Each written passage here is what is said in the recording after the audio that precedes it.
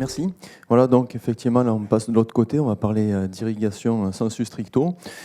Alors sans être trop exhaustif, quid de l'irrigation, c'est très large. Moi je vais vous donner un petit peu quelques éléments de réflexion issus de l'expérience que l'on a eue au niveau du pourtour méditerranéen. Donc ce sont des résultats issus de nos propres expérimentations, mais de celles conduites en réseau également, avec les chambres d'agriculture et les syndicats de producteurs.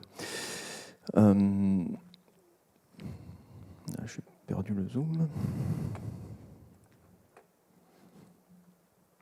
Ah, ça va. Très bien. Alors, 4 parties à la présentation, mais très rapide. Surtout, vous allez comprendre pourquoi. Je vous ai déjà présenté le premier abac sur lequel je ferai référence pour traduire l'influence de l'irrigation en fonction du niveau de contrainte hydrique de la parcelle. Donc, vous avez compris le système. J'en profite juste pour vous faire voir la suite de la courbe rouge présentée tout à l'heure pour le millésime 2022, qui a plongé de façon vraiment extrêmement exceptionnelle. Voilà. Donc, pour entrer dans les propos, voilà, je vais vous présenter ce que l'on peut retenir de l'effet de l'irrigation sur les composantes du rendement et la qualité du raisin. En rentrant directement dans le vif du sujet, avec l'effet de l'irrigation sur le rendement. Donc sur ce graphique, vous allez avoir sur l'axe horizontal les quantités d'irrigation mises en œuvre et sur l'axe vertical l'effet induit par rapport aux témoins non irrigués en termes de rendement. Donc vous avez un nuage de points qui correspond alors à différents millésimes, parcelles, cépages sur le pourtour méditerranéen. Et il y a plusieurs informations qui se dégagent de ce résultat, 3 essentiellement. La première, c'est qu'on n'a pas de proportionnalité entre les quantités d'eau apportées et l'effet induit sur le rendement. Le second, c'est que finalement, on atteint un peu un plafond de verre. Quelles que soient les quantités d'eau mises en œuvre, on n'arrive pas à préserver de plus de 50% le rendement du témoin sec. Et là, je commence à introduire une notion particulière. Je ne vais pas parler de hausse de rendement, mais de préservation en situation de contrainte hydrique. On va le voir par la suite.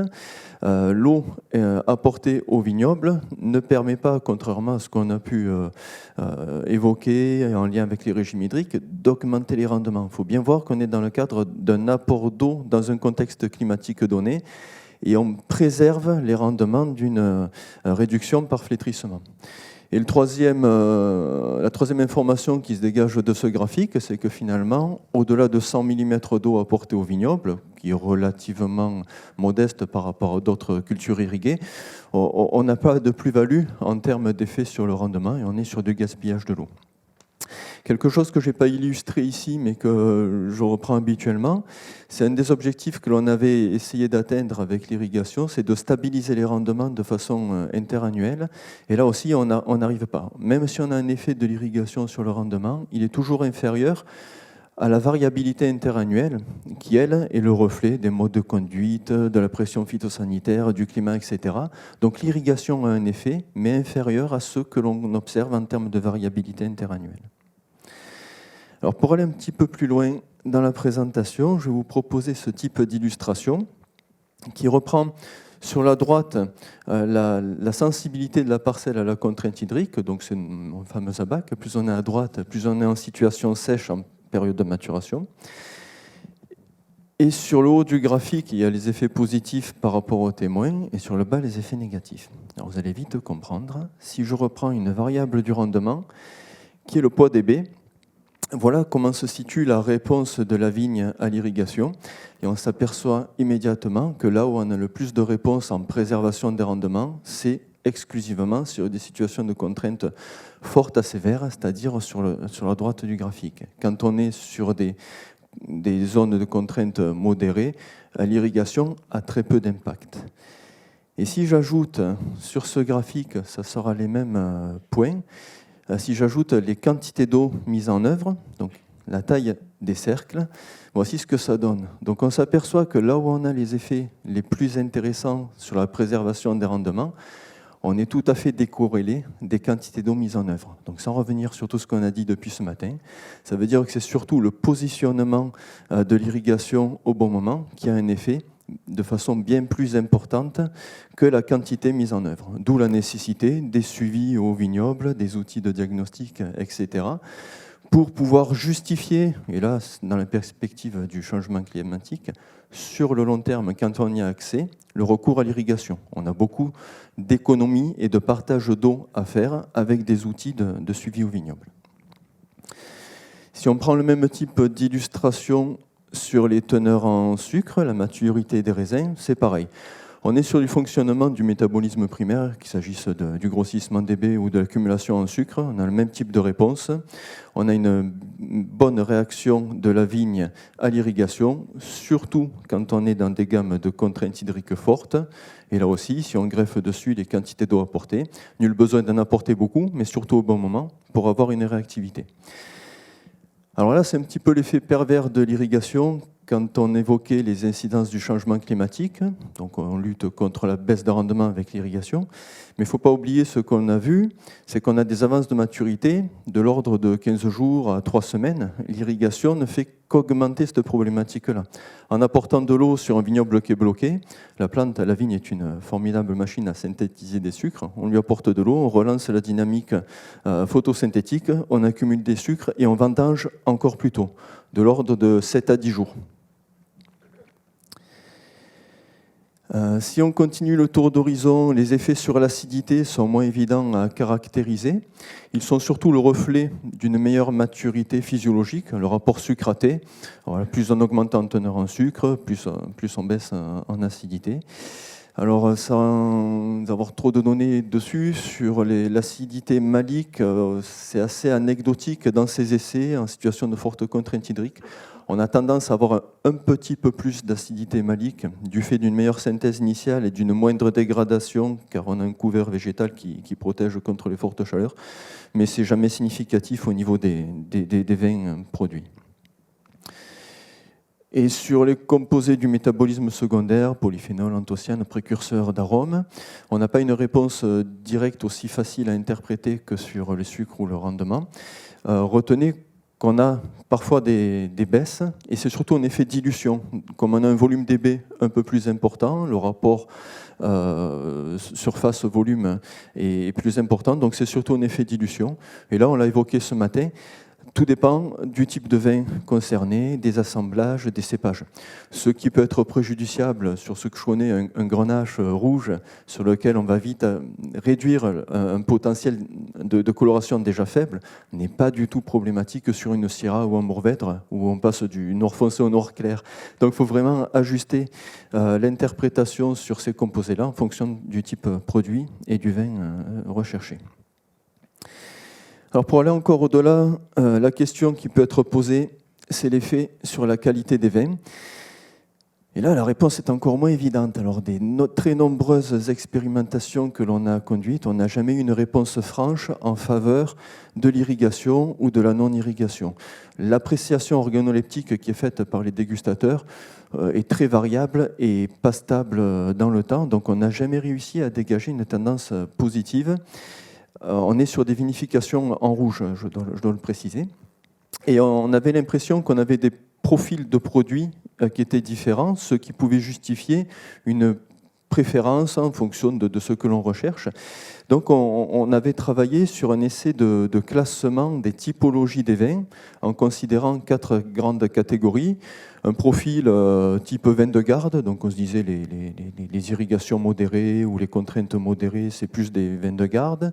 Et les irrigations un peu plus importantes, ça fait peut-être des vins plus goulayants, plus faciles à boire, ce qui crée des différences d'appréciation entre dégustateurs. Et puis 2 catégories des vins au rebut, soit qu'ils étaient vraiment trop secs, soit trop dilués. Et une fois encore, quand on regarde les résultats issus des classements, même avec cette typologie qui ne fait pas appel à une préférence, mais une caractérisation des vins, on retrouve à part égale et en parfait équilibre le classement des vins dans chacune des catégories, qu'ils soient ou non issus d'irrigation modérée. Et en poussant la démarche un petit peu plus loin, si on rajoute des irrigations importantes, une fois encore, on a une distribution assez homogène dans chacune des catégories. Et j'allais dire, à la limite, tant mieux, ça montre finalement l'indépendance que l'on peut avoir entre la gestion de la contrainte hydrique au vignoble et des irrigations et toute la qualité du travail en cave et puis de tout ce qui fait la quintessence des vins sur le mode de conduite au cours de l'année. Voilà. Qu'est-ce que j'avais rajouté? Voilà, donc ça c'était la fin du tour d'horizon sur les effets d'irrigation sur la qualité et le rendement. Maintenant, en quelques lignes, où est-ce qu'on en est des préconisations de l'irrigation? Alors, les questions préalables à se poser avant d'avoir recours à l'irrigation, c'est évident quand on a accès à l'eau, ça l'est beaucoup moins quand on se pose les questions. C'est comment faire pour avoir accès à la ressource. Donc soit on a la chance d'avoir déjà des réseaux existants, soit il faut les créer. S'il faut les créer, il faut se poser la question de l'extension des ressources, de la gestion des débits de tours d'eau quand c'est le cas pour savoir si on peut irriguer la totalité du vignoble ou pas, ou et surtout du coût d'accès à cette ressource quand il s'agit de solutions autonomes, de forage ou de retenues collinaires qui peuvent être vraiment préjudiciables aux revenus économiques. Ça peut être extrêmement cher lorsqu'on le ramène à l'hectare. C'est la première question à se poser. La deuxième question, c'est faut-il irriguer? Et là, on rentrerait pleinement dans la question de la législation et des dates autorisées et des gestions de cahiers des charges qui autorisent ou non le recours à l'irrigation et qui, dans tous les cas, peuvent s'effacer derrière les arrêtés préfectoraux de restriction d'usage de l'eau. Donc, quand bien même on aurait la possibilité d'irriguer en période de sécheresse, comme ça a été le cas en 2022, les arrêtés préfectoraux peuvent interdire les prélèvements pour l'irrigation des cultures. Et lorsqu'on a passé ces deux premières étapes qui sont assez impactantes dans le raisonnement du recours à l'irrigation et à l'exploitation, la question c'est est-ce que c'est le moment d'irriguer? Et là, confère ce qu'on disait ce matin, la notion des outils de suivi de l'irrigation et de la contrainte hydrique au vignoble. Lorsque l'on a franchi toutes ces étapes, voici un petit peu les préconisations que l'on propose au vignoble. Donc approche multicritère pour les déclencher, vous l'aurez compris. Et de façon générale, jusqu'à présent, l'irrigation n'était pas nécessaire avant au mieux mi-juin, voire début juillet, même dans les secteurs très sensibles. Je dis jusqu'à présent, 2022 on a le meilleur exemple, mais on a eu quelques millésimes qui nous ont fait mentir. Et on est en train de réfléchir à des différences de stratégie d'irrigation. Tout ce que je vais vous faire voir juste après, c'est lié à des stratégies d'irrigation estivales en compensation du déficit hydrique pendant l'été. On a de plus en plus, et 2022 une fois de plus, des hivers secs, suivis de printemps secs, suivis d'été secs. Fréquentiellement, ça n'existait pas. Quand on avait des hivers secs, on avait des printemps pluvieux et inversement. Donc aujourd'hui, on est en pleine réflexion sur la stratégie de recharge en eau des sols au printemps si l'hiver a été sec. Alors c'est assez compliqué parce que ça veut dire qu'on prélève de l'eau et qu'on grève d'autant notre potentiel de réaction en cours d'été, d'une part. D'autre part, c'est très difficile de savoir à 3-4 semaines près s'il va pleuvoir. Donc, est-ce que c'était judicieux de prélever l'eau?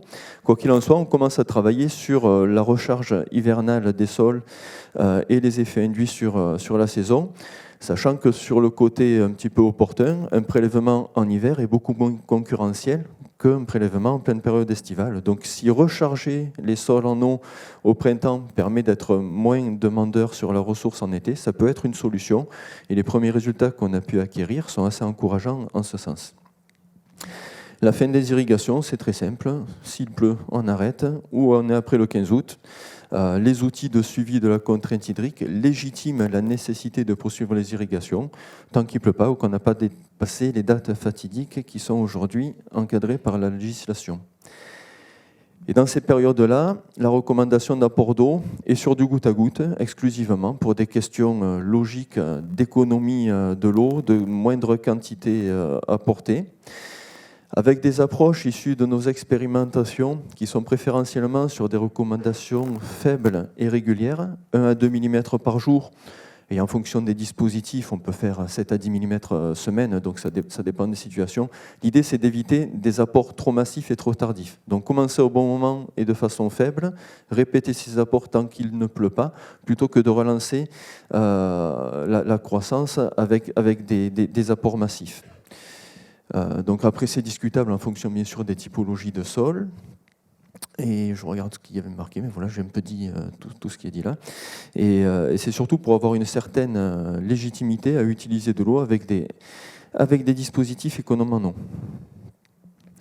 Vous l'aurez compris, on l'a vu également ce matin, le Conseil s'organise en fonction de la différenciation des typologies de sol, d'où la nécessité d'avoir une bonne connaissance des différents vignobles pour découpler les conseils en fonction des secteurs ou des sols plus ou moins superficiels, d'où l'édition des bulletins conseils que j'ai présentés tout à l'heure.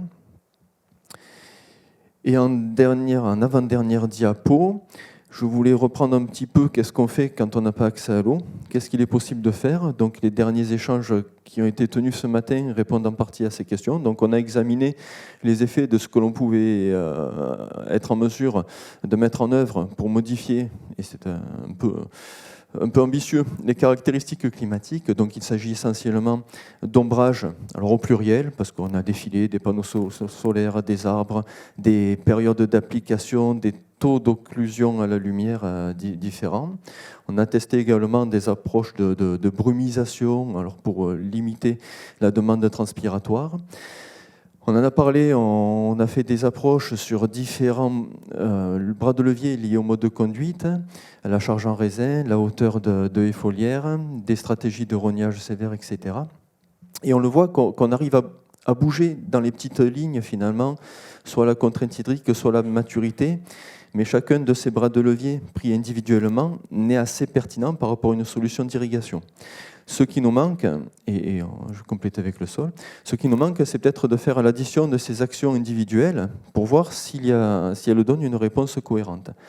Et ce qui manque surtout à cette diapositive, c'est peut-être la composante variétale, je m'excuse de l'avoir oublié. Et c'est surtout ce que l'on vient de voir donc dans la présentation juste précédente, à laquelle j'adhère à 100%. Peut-être que le meilleur bras de levier, la meilleure résilience du vignoble au changement climatique est de retrouver du sol dans sa profondeur et dans son fonctionnement, dans sa vie. C'est peut-être un des bras de levier qui aura le plus d'incidence en lien, en complémentarité avec ce que peut offrir les différents modes de conduite.